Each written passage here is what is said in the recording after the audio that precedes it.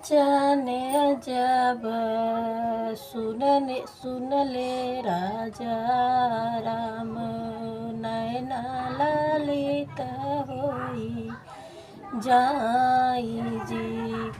तोहरे ने संगे सीता जोगिया बनी जाबई, हमहू चलब तोहरे साथ जी।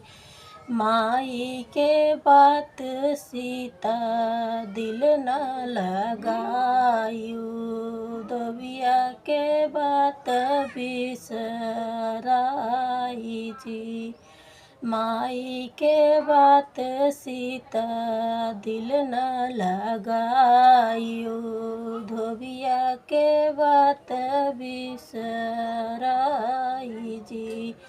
हमरो गलतिया क्षमा कई दिहलू, कैलू नया नवा के बीच जी।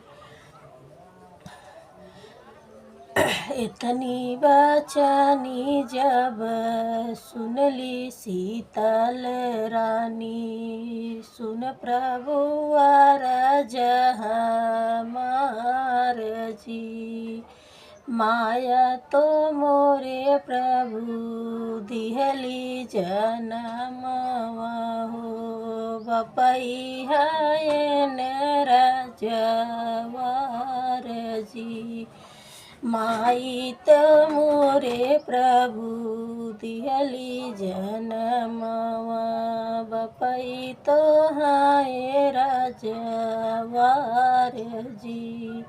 हमरे कर में प्रभु दुखवा लिखाबा, कैसे ब्रह्मा जी वरदान जी।